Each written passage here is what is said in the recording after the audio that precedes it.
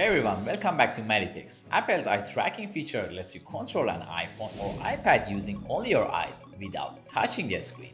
My short video about eye tracking is now close to 1 million views, and after reading the comments, I noticed that many people still had important questions. Does eye tracking work on every iPhone? Which iPads support it? Why is the option missing on some devices? How do you tap, scroll, or return to the home screen? And what can you do if the pointer feels slow or inaccurate? So in this video, I'm going to explain everything clearly. We'll cover compatibility, setup, how eye tracking works, how to scroll, the most useful settings, and some tips for getting better accuracy. Let's get started. Eye tracking is an accessibility feature that allows you to navigate your iPhone or iPad using your eye movements. The built-in front-facing camera watches where you're looking, and an on-screen pointer follows your eyes. When you look at an item and keep your eye gaze on it for a short time, your device can perform an action such as tapping that item. Apple designed this feature primarily for people with physical or motor disabilities who may have difficulty using the touchscreen. However, anyone with a supported device can try it. It works with iOS and iPadOS apps, and you don't need to buy any additional accessory or external camera. Apple also says the information used to set up and control eye tracking is processed directly on the device and is not shared with Apple. Now let's answer the biggest compatibility question. For the built-in eye tracking feature, you need an iPhone 12 or newer, or an iPhone SE 3rd generation. That means it works on the entire iPhone 12 family, iPhone 12 mini, iPhone 12, iPhone 12 Pro, and 12 Pro Max.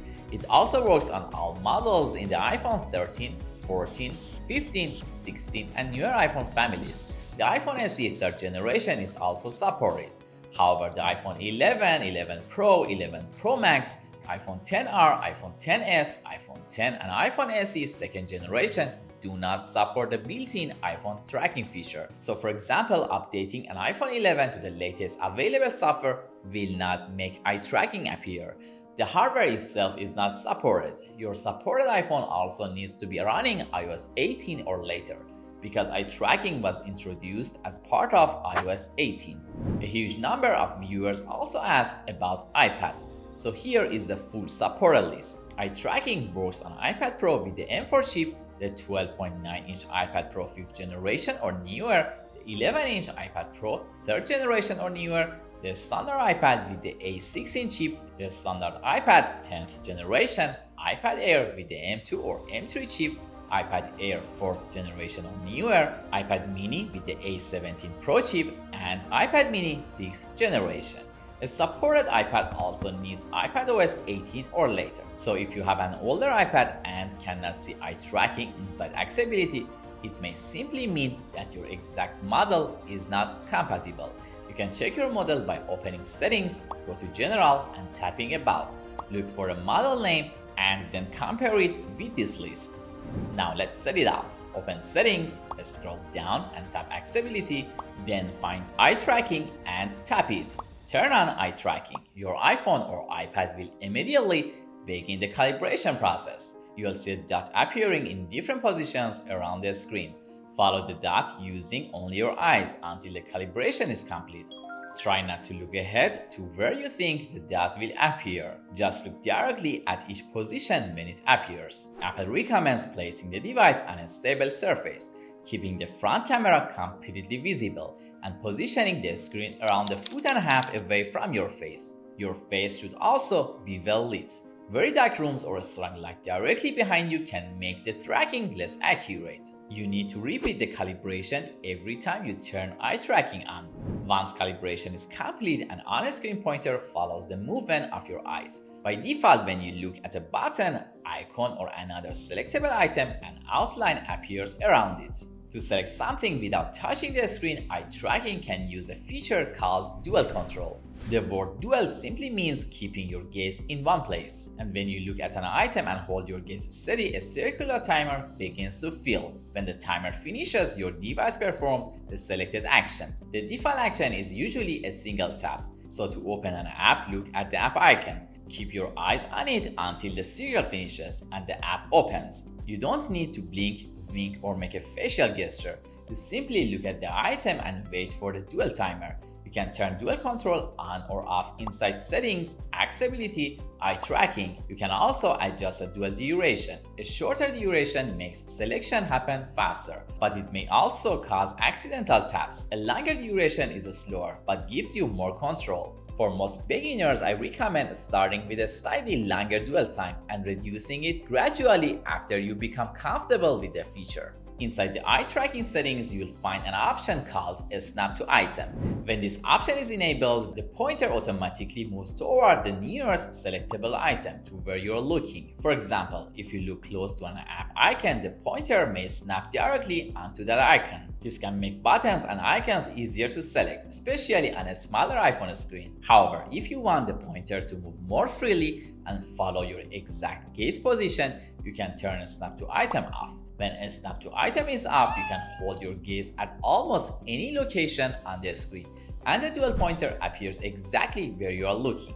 I would recommend testing both options. A Snap to Item may be easier for navigating menus, while turning it off may give you more precise control in certain apps. Now let's answer one of the most common questions.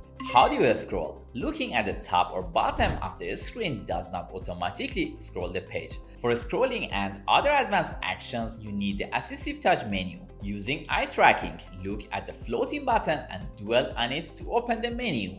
AssistiveTouch can perform scroll gestures, return to the home screen, open Control Center, show notifications, activate Siri, adjust the volume, lock the screen, and perform several other actions. To scroll, open the AssistiveTouch menu and choose the available scroll or gesture control, and select the direction you want the page to move. The exact menu arrangement can vary depending on how AssistiveTouch is customized, but the important point is that eye tracking handles the pointer and selection, while AssistiveTouch provides actions such as scrolling and presenting physical buttons. You can also customize the top-level AssistiveTouch menu and place your most used actions such as scrolling or home closer to the first screen. There are a few settings that can make the experience much better. The first is smoothing. Increasing smoothing makes the pointer move more steadily, which can help if it feels shaky. Decreasing smoothing makes the pointer react more quickly to your eye movements, but it may also feel less stable. So if the pointer feels too jumpy, increase smoothing. If it feels too slow or delayed, try decreasing it slightly. The next option is zoom on keyboard keys. When this is enabled, looking at part of the keyboard enlarges that area. You can then dwell on the individual key you want to type.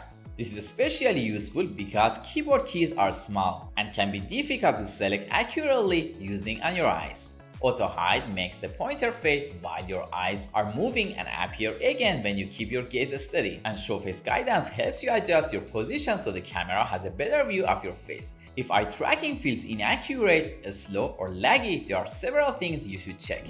First, clean the front camera and make sure that your phone case or a screen protector is not covering it. Second, use the feature in a well-lit room. Your face should be visible, but avoid placing a bright window or powerful light directly behind you. Third, keep your iPhone or iPad stable. Eye tracking may become less accurate if you're constantly moving the device. Fourth, keep a comfortable distance from the screen. Apple recommends approximately 1.5 feet, which is around 45 centimeters. Fifth, recalibrate the feature. If you move the device or change your setting position, the original calibration may no longer match your position. Eye tracking can automatically ask you to recalibrate when necessary.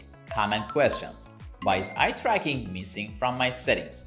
The most common reasons are unsupported device or outdated software. Check your exact model and make sure you're running iOS 18, iPadOS 18, or a newer version. Why is the camera indicator showing? That is expected because eye tracking uses the built-in front-facing camera while the feature is active.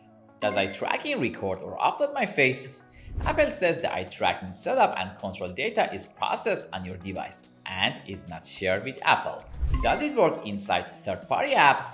Apple says eye tracking works with iOS and iPadOS apps. However, the experience may be easier in apps with larger, clearly separated buttons. Eye tracking is one of the most impressive accessibility features available on the iPhone and iPad. It isn't designed as a faster replacement for normal touch controls. Its real purpose is to help people with limited mobility interact with their devices more independently. But even if you don't personally need it, it's fascinating to see how an iPhone or iPad can follow your eyes, select buttons, type, scroll, and perform different actions without you touching the screen.